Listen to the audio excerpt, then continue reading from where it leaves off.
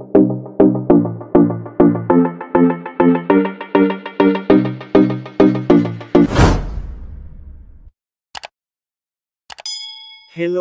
Welcome to my channel. Huwag kalilimutan mag-subscribe, mag-likes at mag-share sa aking mga videos.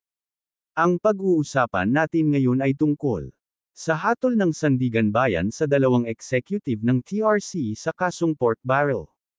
Sa desisyon ng Sandigan Bayan, muling hinatulan ng graft ang mga executive ng TRC sa kasong pork barrel.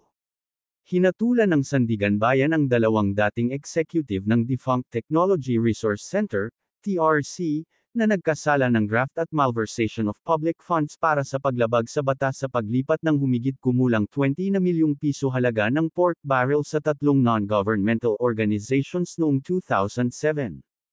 Si Dennis Cunanan, na nagsilbi bilang TRC Deputy Director General, ay hinatulan sa lahat ng 4 na bilang ng bawat isa sa graft at malversation, habang si Maria Rosalinda Laksamana, ang program manager ng ahensya, ay hinatulan sa 3 bilang ng bawat isa sa graft at malversation. Hinatulan din si Rolio Ignacio, ang executive director ng Dr. Rodolfo A. Ignacio Sr. Foundation, Inc., DRAISFI, isa sa 3 NGO na tinapik ng TRC para isagawa ang mga proposed livelihood project sa ilalim ng Priority Development Assistance Fund, PDAF, ni dating Manila Representative Joy Hizon. Inendorso umano ni Hizon ang DRAISFI at isa pang NGO, ang Magpakailanman Foundation Inc.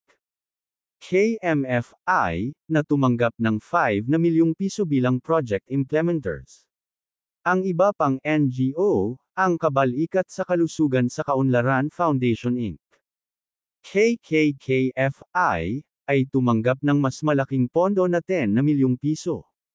Ayon sa desisyon noong 8 ng Agosto taong 2024 ng 2nd Division ng Anti-Graft Court, ang 3 NGO ay hindi dumaan sa tamang accreditation na kinakailangan sa ilalim ng Commission on Audit Rules at ang 3 NGO ay hindi nagpatupad ng mga proyekto bagamat sila ay nakatanggap ng pondo.